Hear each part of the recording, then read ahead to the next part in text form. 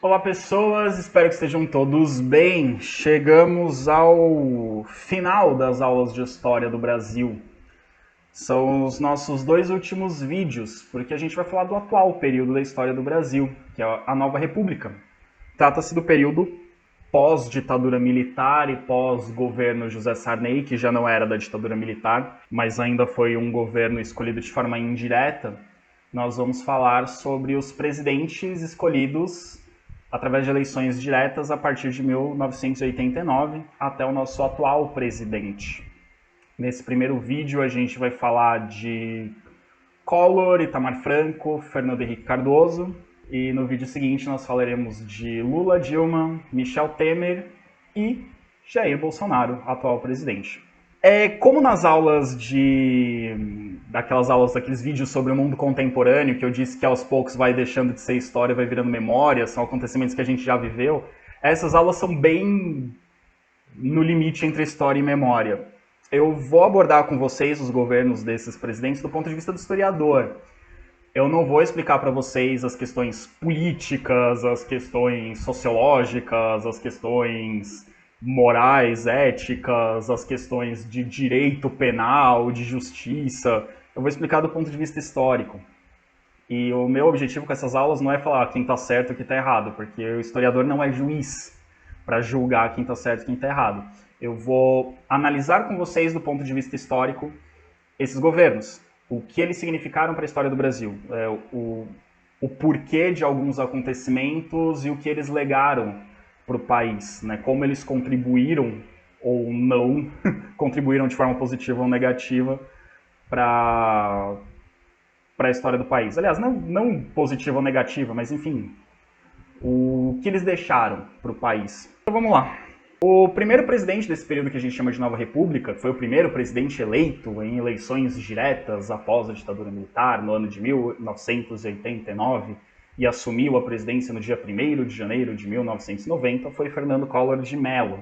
Figura muito polêmica. Aliás, no geral, os presidentes do Brasil foram muito polêmicos. Enfim, mas o governo Fernando Collor é bem significativo do momento que o Brasil passou a viver após a ditadura militar. Para entender o Fernando Collor, é importante entender as eleições de 1989. A gente não vai falar muito das eleições que aconteceram, né, a cada ciclo dos outros governos. A gente vai talvez comentar brevemente uma ou outra quando tem alguma coisa importante.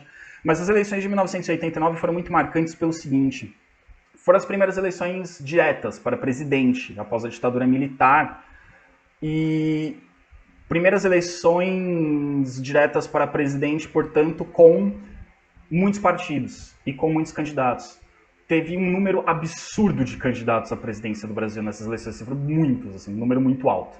Políticos tradicionais, extremamente conhecidos, figuras importantes da política nacional, como Leonel Brizola, aquele mesmo da campanha da legalidade, ex-governador do Rio Grande do Sul, candidato à presidência nas eleições de 89. Mário Covas foi senador pelo estado de São Paulo, uma figura importante da oposição à ditadura, foi candidato à presidência. O Mário Covas depois foi governador do estado de São Paulo, né? Nas eleições seguintes ele foi candidato a governador e ganhou. Lula, Luiz Inácio Lula da Silva, importantíssimo líder sindical, a maior figura, a figura mais representativa da esquerda brasileira, figura máxima, né? O nome mais conhecido do Partido dos Trabalhadores, foi candidato à presidência, né? E uma figura extremamente popular. A gente vai falar mais do Lula no outro vídeo, mas figura extremamente popular e carismática. Paulo Maluf, que foi um político muito importante, ele foi governador do estado de São Paulo na época da ditadura, ele foi um governador indicado pela ditadura. Ele foi candidato à presidência, né? Não mais pela Arena, né, que era o partido dele, não existia mais, mas ainda representava alguns resquícios do governo militar, né?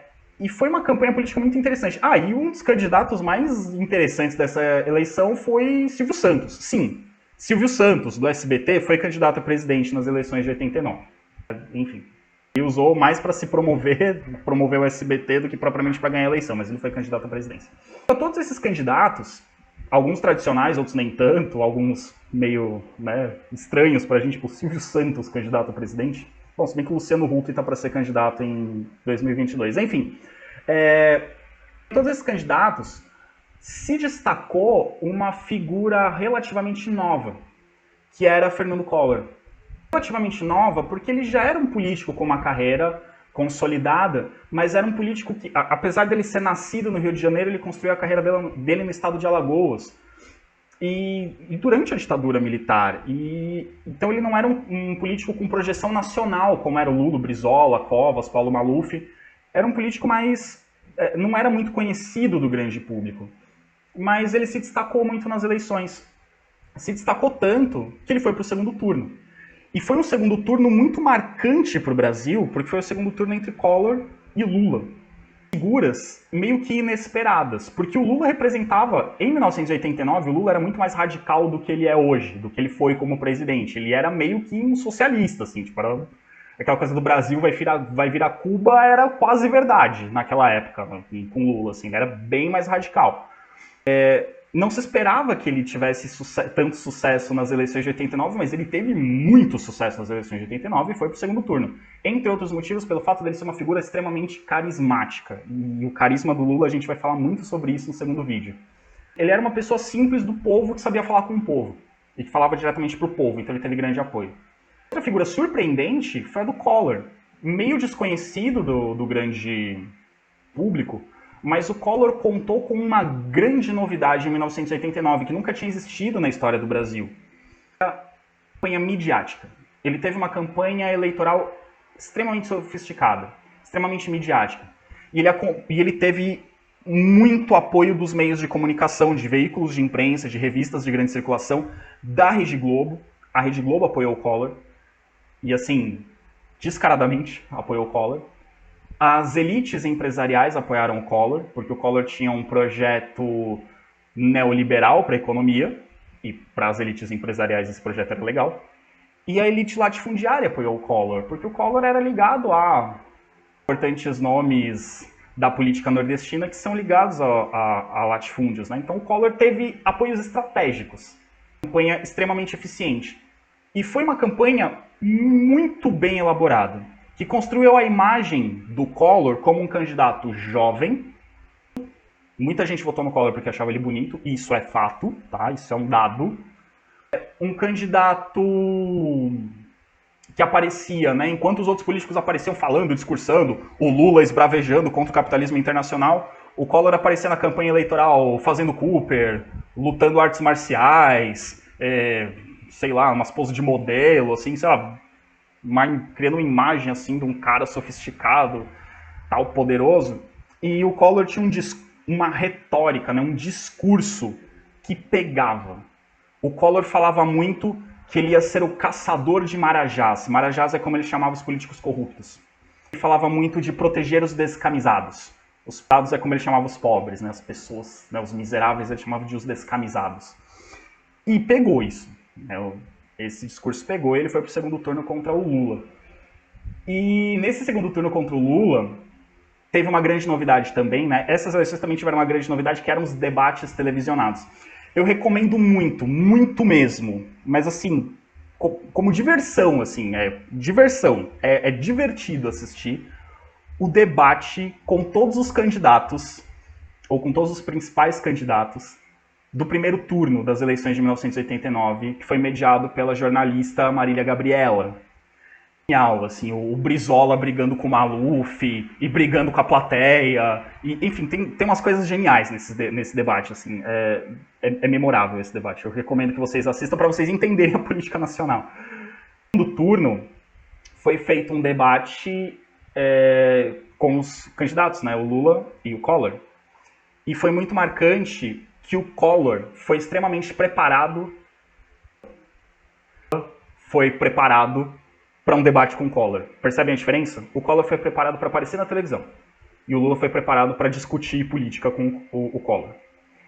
Então, enquanto o Collor estava lá bonito, maquiado, terno alinhado, falando, olhando para a câmera, o Lula falava olhando para o Collor ou olhando para o público, ele não olhava para a câmera, suado, com a barba e o cabelo todo desgrenhado, com o terno meio desalinhado. A imagem do Collor no debate ficou muito melhor. E quando eu falo do apoio da Rede Globo, produtores da Rede Globo deram assessoria para o Collor. E um dos produtores mais conhecidos da Rede Globo, o Boni, pai do Boninho, que é diretor do Big Brother, o Boni, que é um nome dentro da Globo, ele já deu entrevistas dizendo, olha, nós ajudamos o Collor. A gente ajudou ele a criar uma imagem para competir com o Lula. Diz esse diretor da Globo que era para equilibrar o debate, porque o Lula falava muito bem em público, o Lula era muito carismático, então eles deram uma equilibrada ali com o Collor. E entre as coisas que eles fizeram para ajudar o Collor foi dar para o Collor uma pasta vazia. E durante o debate o Collor ficava com essa pasta em cima da bancada, dizendo que ali tinha documentos que poderiam incriminar o Lula. Mas essa pasta estava vazia, não tinha documento nenhum. Como que a mídia poderia manipular a opinião pública, né? Enfim. Resultado das eleições, Collor presidente. 1º de janeiro de 1990.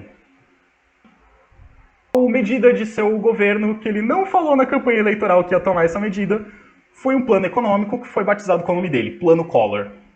O Plano Collor era um plano econômico para combater a inflação. Vocês estão lembrados das aulas lá de ditadura, que no final da ditadura a inflação disparou, veio o governo Sarney, se a inflação estava disparada, ela virou um foguete, ela foi para a estratosfera, a inflação estava absurda, temos um período de hiperinflação. Então o Collor falou, vou resolver a inflação. Como? Com um plano ousado. Um plano, assim, que vai resolver a inflação de uma hora para outra, assim, de um dia para o outro. A moeda do Brasil voltou a ser o cruzeiro, né? O Brasil usava o cruzeiro, o Sarney fez o plano cruzado, mudou a moeda do Brasil, o Collor voltou para o cruzeiro. Feito, o Collor congelou preços e salários. Aí vocês vão pensar, professor, mas já tinha dado errado com o Sarney. Por que o Collor achou que ia dar certo? Não sei, ele achou que ia dar certo congelar preços e salários. A medida mais polêmica do Collor, que fez o povo brasileiro ter muita raiva do Collor, que foi o bloqueio por 18 meses de contas correntes, poupanças e outras aplicações em bancos acima de um determinado valor. O valor exato, pessoal, era em cruzeiro, é difícil de converter para a moeda dos dias atuais, mas imagina o seguinte, que ele determina assim, todo mundo que tiver conta corrente, poupança ou qualquer aplicação no banco, num valor acima de 5 mil reais, né, para os dias de hoje, mas assim, uns 3 mil reais, vai. Acima de 3 mil reais, tudo que estiver acima de 3 mil reais ninguém pode movimentar, só pode sacar até os 3 mil. De 3 mil para cima vai ficar no banco, vai ficar congelado. Na prática é meio que um confisco do dinheiro das pessoas. É como se o governo estivesse falando, você tem mais que 3 mil reais? 3 mil reais dá para você viver, o que você tiver acima o governo vai usar para equilibrar as contas. Era diminuir a circulação de dinheiro, né? Não, só vai circular pouco dinheiro, porque aí circulando pouco dinheiro, você diminui o poder de compra, diminui o poder de compra, diminui a demanda, diminuindo a demanda, você leva diminuindo a demanda, o preço abaixa, você controla a inflação, né? Quando abaixa a demanda, a oferta acaba crescendo e você diminui o preço. Vamos controlar a inflação. Tira o dinheiro das pessoas, as pessoas não vão ter dinheiro, não vão comprar, diminui a demanda, com a diminuição da demanda, diminui o preço, controlamos a inflação. Fórmula mágica. Resolvemos o problema da economia brasileira. Se deu certo ou não essa medida, eu quero que vocês pensem o seguinte, imagina a pessoa que ficou anos juntando dinheiro para comprar um carro. Porque assim, pessoal, a inflação era muito alta. Não dá parcelado. Porque se você comprasse parcelado, você ia pagar... Se você parcelasse em 12 vezes, era capaz de você pagar 10 vezes o valor original do produto, 20 vezes o valor original do produto, era impossível. Então as pessoas tinham que juntar dinheiro e comprar à vista. Para comprar um carro, para comprar um apartamento, para comprar alguma coisa um pouco mais cara, você tinha que juntar o dinheiro. E a inflação alta, ela tem muitos problemas, mas ela tem uma vantagem, que a poupança rende mais rápido com a inflação alta. Então você não precisa passar tanto tempo juntando dinheiro, porque você vai colocando dinheiro na poupança, ele vai rendendo rápido, você consegue juntar o dinheiro que você precisa para fazer aquela compra. Ao invés de você parcelar, você junta e compra à vista. Então imagina a pessoa que ficou anos juntando dinheiro para comprar um carro, para comprar um apartamento. Chega 1990, a pessoa fala, vou comprar meu carro. Não vou mais, o governo confiscou o dinheiro. Não vou mais, o governo confiscou o dinheiro. De revolta dessas pessoas. São brasileiras nesse período? Ok. Medidas econômicas ousadas, para dizer o mínimo, de tomar o dinheiro das pessoas. Não tomou, né? Não ficou pro governo. Eu falei assim, o governo pegou... Não é que o governo pegou, é que as pessoas não podiam sacar. O dinheiro ficou congelado. O banco usa. Mas isso é uma outra discussão. Enfim. Além disso, implementou Uma política econômica neoliberal, a exemplo do que os Estados Unidos estavam fazendo, a exemplo do que a Inglaterra estava fazendo. Na década de 80, o Collor seguiu a cartilha neoliberal à risca. O Collor foi cortar gastos públicos, e o que mais gera despesa nas contas públicas é salário de servidor. Então, Collor começou um programa de demissão de servidores públicos. Ele chegou a demitir 90 mil. O plano dele até o final do governo era demitir 360 mil, mas, como vocês vão ver daqui a pouco, o governo dele não chegou no final. Mas ele está economizando dinheiro, né? Você corta gastos públicos, o governo gasta menos e pode investir em outras coisas. O problema de você cortar servidor público, de você demitir servidor público ou diminuir salário de servidor público, é que quem faz o serviço público é o servidor. E eu não estou falando isso porque eu sou servidor público e estou me defendendo, mas vamos raciocinar. Para o atendimento de saúde de qualidade, você precisa ter médicos no hospital, correto? Se você der metade dos médicos do hospital, vocês concordam que o atendimento vai piorar? Não vai ter médico suficiente para atender todo mundo? Se você demitir metade dos professores, vocês concordam que vai faltar para o professor para atender os alunos? Então, cortar demitindo o servidor público, na maioria dos casos, não é uma boa estratégia, porque você está afetando a qualidade do serviço. Você tem medidas para tornar o serviço mais eficiente e diminuir os gastos com aumento de eficiência. Mas diminuir os gastos com corte de servidores sempre é uma medida arriscada e tende a dar errado. Estatais, não é que ele privatizou. Algumas empresas estatais deixaram de existir, ele fechou. Eram empresas que ele achava que não estavam gerando necessários, fechou as empresas.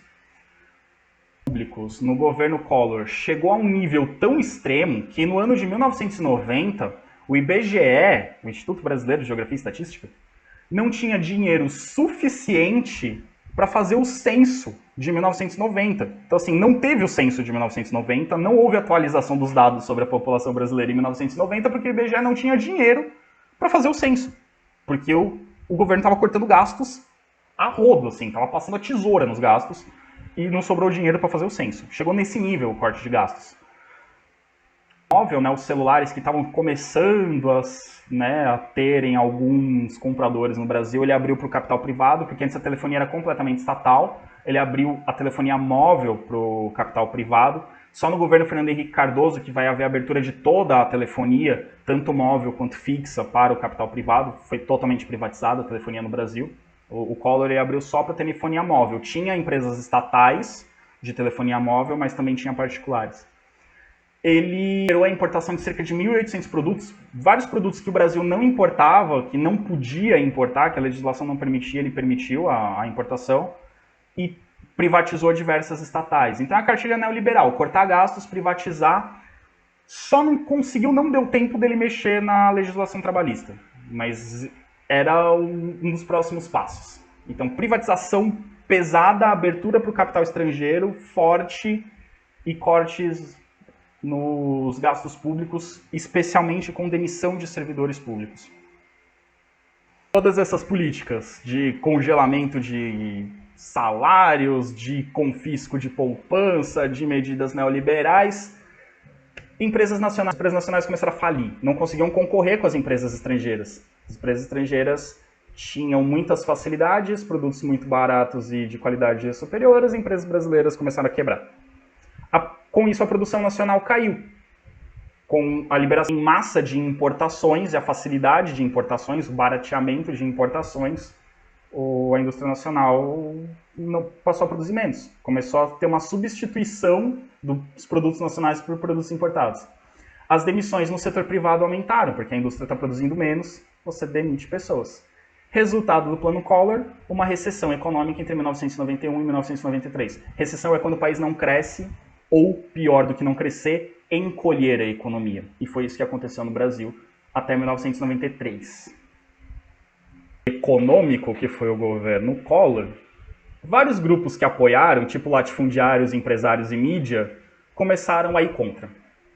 E aí, para a situação do em 1992, ele começa a sofrer denúncias de corrupção.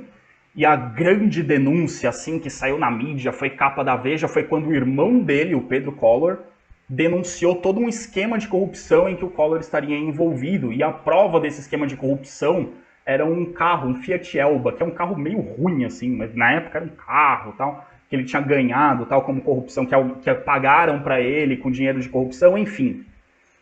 Então toda a iniciativa, todo mundo que já estava por aqui com ele por causa da história da poupança e etc e tal, quando vem a denúncia de guerra.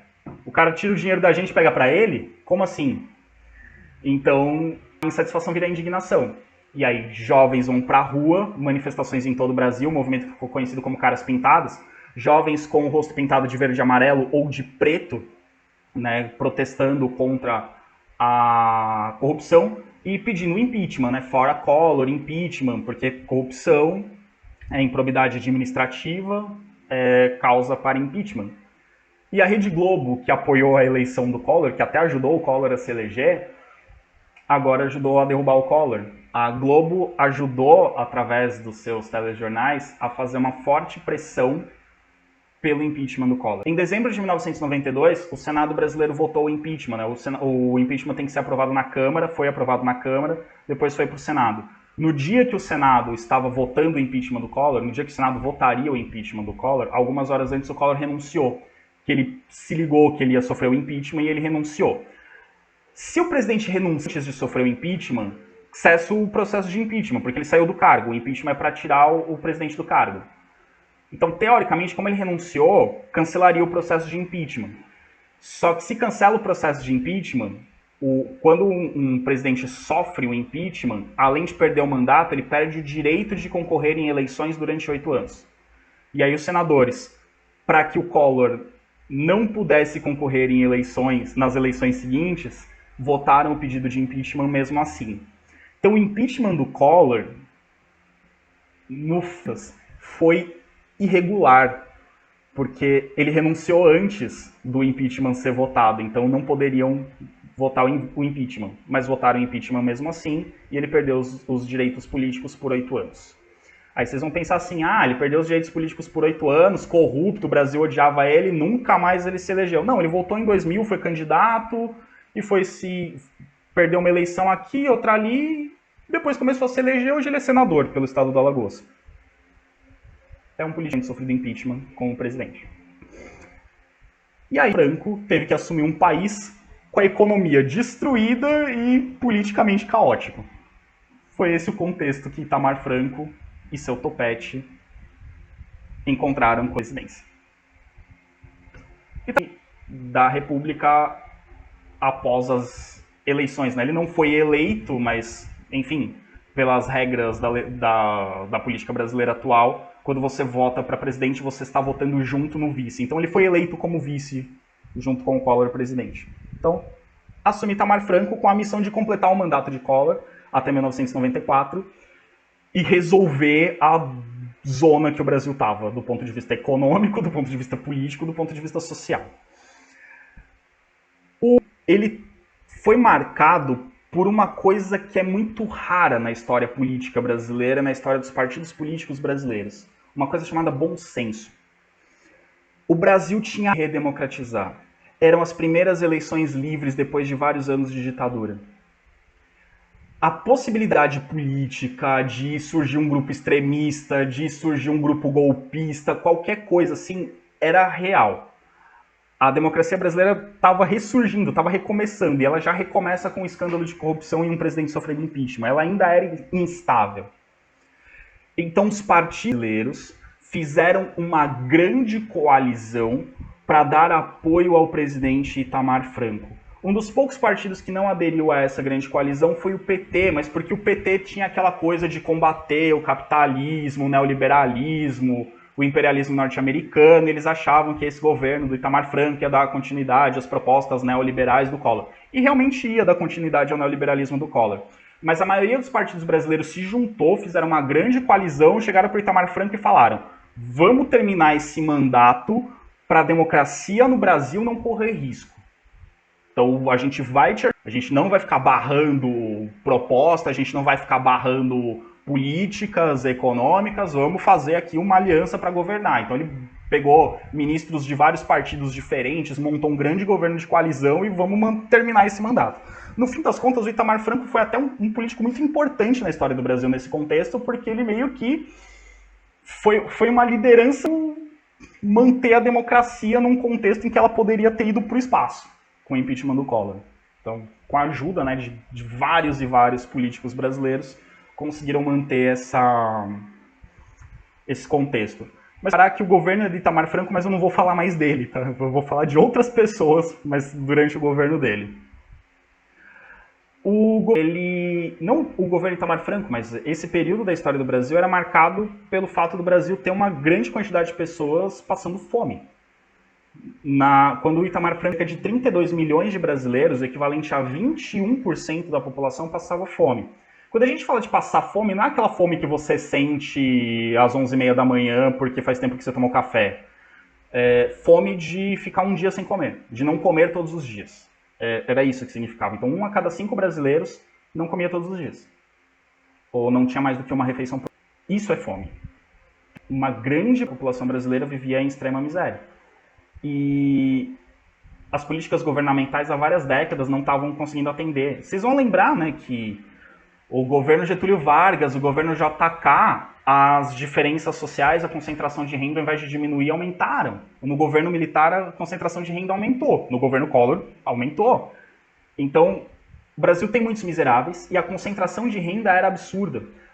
Os 10% mais ricos do Brasil tinham 48% da renda, enquanto os 50% mais pobres só tinham 12% da renda.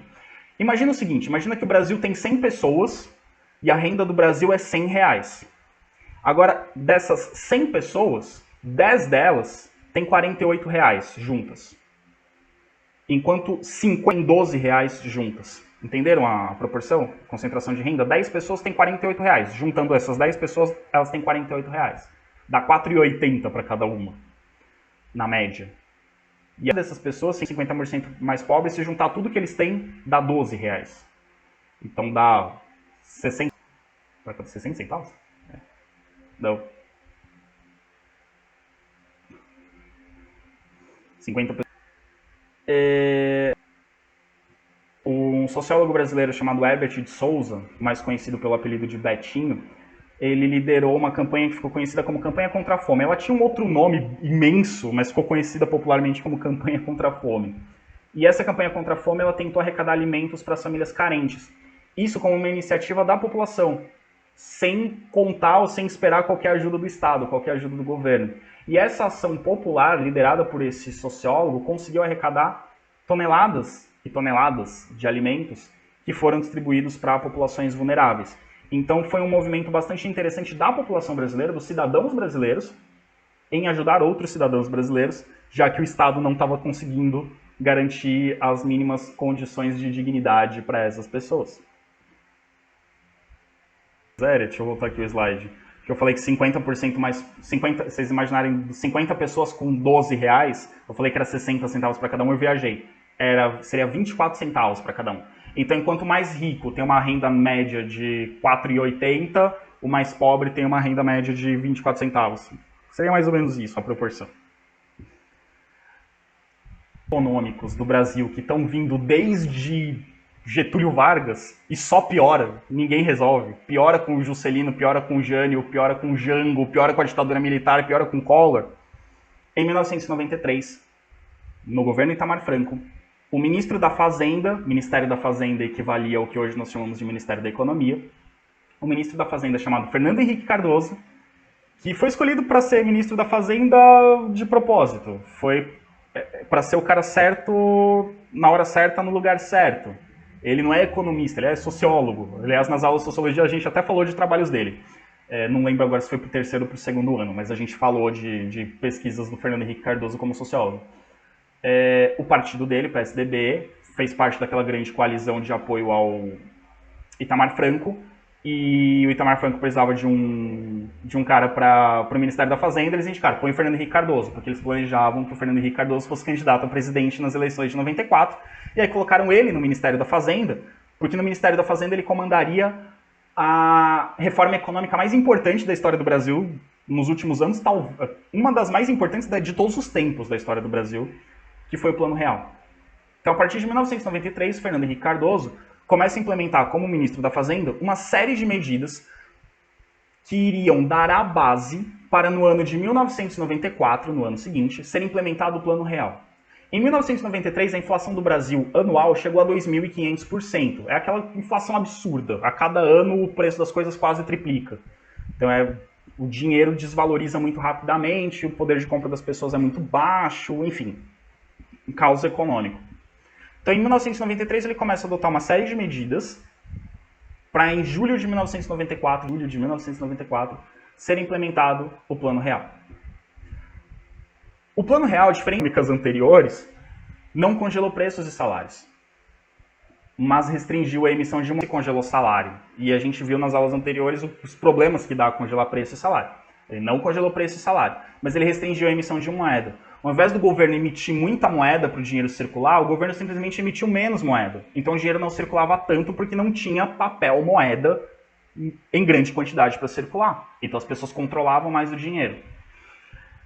E foram adotados uma série, seria um professor de economia explicar para vocês, porque eu como historiador eu não consigo explicar como isso é feito, mas eles adotaram uma série de medidas econômicas para que a nova moeda, o real, fosse atrelada ao dólar.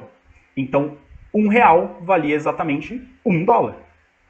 Antes, $1 valia milhares de cruzeiros, ou milhares de cruzados na época do plano cruzado. Era uma diferença absurda de preço. E com o plano real foi mudada a moeda do Brasil, é a moeda que nós temos hoje, o real.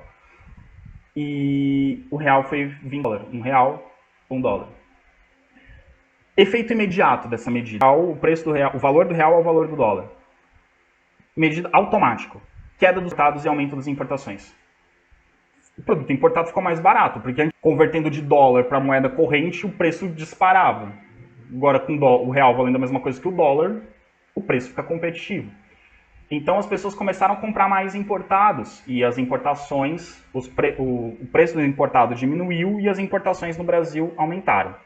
Teve um efeito ruim. Muitas empresas, assim como no Plano Collor, muitas empresas faliram. E as exportações no Brasil caíram. Porque com a moeda valorizada, né, com o real valendo a mesma coisa que o dólar, para o estrangeiro o produto brasileiro fica caro. Se para nós o produto estrangeiro fica barato, para o estrangeiro o nosso produto fica caro. Então as exportações diminuíram. Por outro lado, para as tecnologia, para as empresas comprarem máquinas mais modernas, softwares, enfim, tecnologias variadas, isso também ficou barato, porque essas tecnologias eram importadas e com preço em dólar. Então isso fica mais barato. Com a tecnologia mais barata, as empresas se modernizaram, as fábricas se modernizaram e começaram a comprar máquinas que aumentavam a eficiência do trabalho e diminuíam a necessidade de trabalhadores. Então aumentou a produtividade, mas diminuiu a necessidade de trabalhadores, aumentou o desemprego. Então a gente teve empresas falindo e aumento do desemprego. Mas isso seria, digamos, um problema, uma pequena crise no início do plano até a economia se reestruturar. Se por um lado teve empresas falindo, a inflação caiu de 2.500% ao ano para 40% ao mês. Então, assim, a inflação diminuiu muito com o Plano Real. Com a inflação diminuindo muito, o poder de compra das pessoas aumentou. Então, apesar do aumento do desemprego, quem está empregado consegue comprar mais. E aumentando, você aumenta a demanda. Aumentando a demanda, as empresas precisam produzir mais para ofertar, para atender essa demanda. As empresas precisando produzir mais, elas voltam a contratar. Então a economia vai se equilibrando de novo. Então o Plano Real, no fim das contas, a grande vitória do Plano Real no governo Itamar Franco foi manter a inflação sob controle. 40% ao mês ainda é uma inflação muito alta. A gente vai ver que, para os padrões atuais, uma inflação ok é de no máximo 4%. Uma inflação de 6% ao ano já é uma inflação absurda. 40% ao mês ainda é uma inflação muito grande, mas comparado aos 2.500% ao ano, já era bem menos. Então o Plano Real ajudou a estabilizar a economia brasileira. A inflação começou a ficar sob controle. E o sucesso do plano econômico do ministro da Fazenda, Fernando Henrique Cardoso, alavancou a sua candidatura à presidência no ano de 1994. No ano em que o Plano Real foi lançado, ocorreram eleições, e aí ele foi candidato à eleição a presidente como o grande realizador do Plano Real. Obviamente, ele venceu 4 no primeiro turno, com uma votação muito expressiva. O Lula, que ficou em segundo, ficou muito atrás do Fernando Henrique Cardoso. E Fernando Henrique Cardoso também, ele conseguiu acumular um capital político tão grande que ele conseguiu ter apoio para, durante o seu primeiro mandato, conseguir aprovar uma emenda constitucional que autorizava a reeleição de presidentes, né, candidatura à reeleição. A Constituição de 88 dizia que cada presidente só podia ter um mandato. E conseguiu ser aprovada uma emenda constitucional, ou seja, um acréscimo à Constituição, para permitir que um presidente em exercício possa se reeleger uma vez, possa se candidatar à reeleição uma vez. Então, no Brasil, os presidentes podem ter 2 mandatos seguidos. A partir do Fernando Henrique Cardoso, os presidentes podem ter 2 mandatos seguidos. E a partir do Fernando Henrique Cardoso, todos os presidentes que se candidataram à reeleição foram reeleitos. Inclusive a Dilma, é que ela sofreu impeachment depois, mas ela foi reeleita. Vamos ver se o Bolsonaro vai manter essa tradição de todo presidente ter 2 mandatos. Enfim, pode ter 2 mandatos seguidos. Ele pode datar de novo, que nem o Lula, ele teve 2 mandatos, saiu, futuramente ele pode se candidatar de novo se não for preso. O Fernando Henrique Cardoso pode se candidatar de novo se ele quiser, que ele não quer. Se ele quiser, ele pode se candidatar de novo. Governo Fernando Henrique. Característica principal, ele conseguiu manter a inflação sob controle. Essa foi a grande vitória do Fernando Henrique, como ministro da Fazenda e como presidente. Manteve a estabilidade. A grande vitória do Lula no governo seguinte foi usar essa estabilidade para conquistas sociais, mas isso a gente vai ver no próximo vídeo. Então, a grande conquista do Fernando Henrique foi a estabilidade econômica. Porém, aquele plano neoliberal de privatizações, de diminuição da participação do Estado na economia, se manteve. Nisso, ele não foi diferente do Collor. Do ponto de vista econômico, ele fez um plano que funcionou. O Collor fez um que não deu certo. Mas a ideia de práticas neoliberais, de diminuição da participação do Estado na economia, isso foi mantido. E vocês vão ver que no governo do PT, apesar do governo do PT ser de esquerda, não foi totalmente abandonado o neoliberalismo. Mas isso é tema do próximo vídeo. Então, com o Plano Real, o Fernando Henrique em 94 e conseguiu aprovar a emenda constitucional da reeleição e se reelegeu em 98 também no primeiro turno. Ele ganhou as 2 eleições no primeiro turno, com uma diferença muito grande para o segundo colocado, que era o Lula, nas 2 eleições. Ele a grande apoio dos empresários e da mídia, que viam nele um cara preparado, capaz para manter a estabilidade econômica e para implementar as reformas neoliberais que o Brasil precisava. E justamente deu continuidade a essas medidas neoliberais. Ele diminuiu os gastos públicos, sendo que 38% dos gastos que ele cortou foram na área social. Isso é uma crítica que o governo dele sofreu, de diminuir gastos na área social. O governo do PT aumentou gastos na área social. O Fernando Henrique cortou gastos na área social. Ele fez mudanças na legislação trabalhista, então diminuiu alguns direitos dos trabalhadores. Mexeu na aposentadoria, por exemplo, e teve uma polêmica na época que ele disse que no Brasil quem se aposentava com menos de 50 anos era vagabundo, porque muitos brasileiros se aposentavam com menos de 50 anos. A legislação permitia.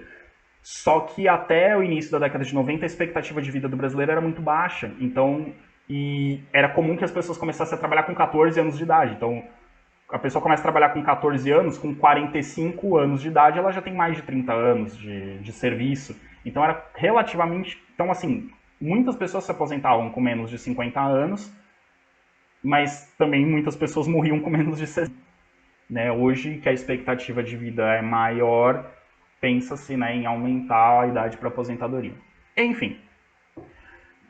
Ele acabou com o monopólio estatal sobre então o petróleo pode ser explorado por empresas privadas em parceria com a Petrobras, mas pode ter participação de empresas privadas, e fez muitas privatizações. E as privatizações do governo FHC foram muito criticadas, porque companhias como a Companhia Siderúrgica Nacional, lá da época do Vargas, a Companhia Vale do Rio Doce, lá da época do Vargas, foram privatizadas nessa época, e os cálculos foi de que elas foram vendidas muito barato. A telefonia foi privatizada nessa época, diz-se que foi vendido muito barato, que o valor dessas empresas era muito maior do que o que foi conseguido nessas privatizações. E tem várias denúncias também de corrupção nessas privatizações, mas nenhuma foi investigada ou, enfim, comprovada assim, pela legislação, pela polícia judiciária. mas existem várias denúncias, inclusive existe um livro chamado Privataria Tucana que fala desses esquemas de corrupção que envolveram as privatizações no governo, em governos do PSDB. Investimentos estrangeiros. Atraíram tantos investimentos que o Brasil chegou a ser o 5º país no mundo que mais recebia capital estrangeiro. Assim, o Brasil recebia pouco investimento estrangeiro e, de repente, é um dos países do mundo que mais recebe investimento estrangeiro. Esses investimentos ajudaram a modernizar e tornar alguns setores mais competitivos no Brasil. Então, o Brasil teve uma melhoria ali, principalmente no primeiro governo do Fernando Henrique Cardoso. Mas o segundo governo do Fernando Henrique Cardoso sofreu bastante com crises. Teve 2 crises fortes, em 1999 e 2000. E essas crises fortes afugentaram investidores. Com a fuga de capital estrangeiro do Brasil, o governo teve que adotar uma série de medidas aumentando os juros. Né? Quando você aumentar os juros, é um jeito ali de você atrair investimentos para alguns setores e desvalorizar o real, porque você desvalorizando o real, né, o real valendo menos do que o dólar, para o estrangeiro, os produtos brasileiros ficam baratos, então o estrangeiro investe no Brasil. Então o dólar, nessa época, o governo foi muito criticado, porque no início do Plano Real era 1 para 1. No governo Fernando Henrique já era, o dólar custava R$1,20. Nessa época, o dólar chegou a R$2. Meu Deus, que absurdo! O real está muito desvalorizado e recentemente a gente viu no governo Bolsonaro chegar a R$5, né, o dólar. Para vocês verem como a economia muda, né? Enfim, então chegou a custar R$2. Então foi uma forte desvalorização do real para atrair investimentos estrangeiros. Essas medidas estimularam as exportações, porque o empresário brasileiro, se ele vende em dólar, ele vende para fora e recebe em dólar, quando ele converte para reais, ele está ganhando o dobro, né? Se é um dólar é R$2, então em reais ele está recebendo mais dinheiro. Apesar de o valor real não ser diferente, mas ele está recebendo mais dinheiro. Então a desvalorização da moeda estimula as exportações, mas inibe as importações. E para uma indústria em desenvolvimento como era a indústria brasileira, a importação de máquinas, a importação de tecnologia era importante. Então isso dá uma freada no desenvolvimento da indústria. Então tem um efeito colateral negativo. Os investimentos em produção diminuíram, porque você tem a compra de tecnologia estrangeira freia, então você diminui o investimento em produção, desemprego aumenta. Então, o final do governo Fernando Henrique foi um momento de crise, de desvalorização da moeda, de aumento de juros, de aumento do desemprego. Na área social, também foi um governo de avanços na área social. O número de crianças na escola aumentou muito durante o governo Fernando Henrique. Continuou aumentando nos governos seguintes, mas o governo Fernando Henrique foi um marco assim, no aumento da matrícula de crianças, né, de 7 a 14 anos na escola. O analfabetismo no Brasil diminuiu bastante também no governo Fernando Henrique e a mortalidade infantil também diminuiu. E ele criou 4 programas sociais importantíssimos. O Bolsa Escola, que para as famílias famílias de baixíssima renda, famílias muito carentes, para manterem os filhos na escola e não colocar os filhos para trabalhar, eles recebiam uma bolsa do governo. A Bolsa Alimentação, para famílias muito carentes terem auxílio para se alimentarem, ter condições mínimas de sobrevivência. Auxílio gás, porque não adianta você ter a comida e não ter como cozinhar. E o cartão alimentação, que era meio que um complemento do Bolsa Alimentação. Então eram 4 programas sociais diferentes. A família podia ter 1, podia ter 2, podia ter 3, podia ter os 4. E esses programas, eles têm uma ideia, assim, apesar da lógica da economia brasileira, esses programas em si, eles lembram um pouquinho, assim, remotamente o estado de bem-estar social, né, que é garantir as condições mínimas de vida para a população. Então é uma política neoliberal, mas tinha umas pitadas ali de estado de bem-estar social nesse governo. Porém, o crescimento econômico, principalmente no segundo mandato do Fernando Henrique Cardoso, foi abaixo do esperado. A renda média do brasileiro caiu, né, do trabalhador brasileiro caiu. E o trabalho informal cresceu absurdamente. Para vocês terem noção, no ano 2000, só 36% de todos os trabalhadores do Brasil tinham carteira assinada. A grande maioria vivia do trabalho informal.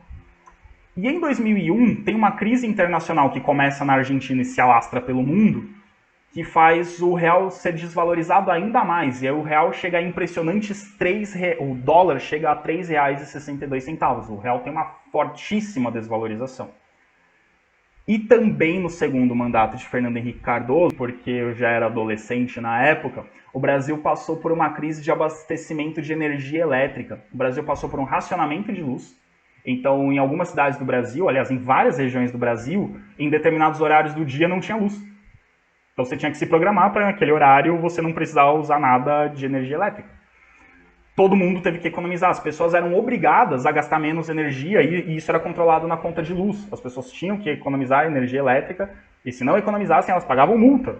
E se elas fossem reincidentes, elas podiam ter energia cortada. Porque o Brasil passou por uma crise no setor elétrico, por falta de investimentos em infraestrutura, por falta de investimentos na produção de energia elétrica. Então o Brasil vinha crescendo ali no início do governo FHC, mas o Brasil não deu conta, a infraestrutura do Brasil não deu conta. A indústria cresceu, precisou de mais energia, faltou energia, não tinha energia.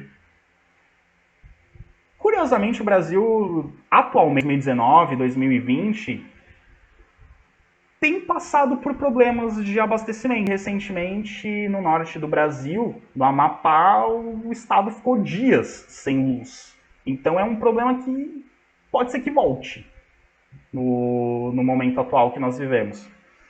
Mas eu digo, e assim, a coisa do abastecimento mudou muitos hábitos, né? Por exemplo, parques de diversão que normalmente funcionavam à noite para iluminar os brinquedos e tal, para economizar luz, eles começaram a funcionar de manhã e à tarde. Fechavam à noite para economizar energia elétrica. Então, assim, mudou muita coisa nos hábitos das pessoas, o racionamento de luz. E isso foi um dos problemas do governo Fernando Henrique Cardoso. Todos esses problemas diminuíram a popularidade do Fernando Henrique Cardoso e o indicado por ele, né, para sucedê-lo, não teve êxito. Ganhou muita força a oposição. E esse cara aqui da imagem vai se tornar um dos presidentes mais populares e mais polêmicos da história do Brasil, logo após o governo Fernando Henrique Cardoso. E a gente vai começar o próximo vídeo falando sobre ele. Até mais!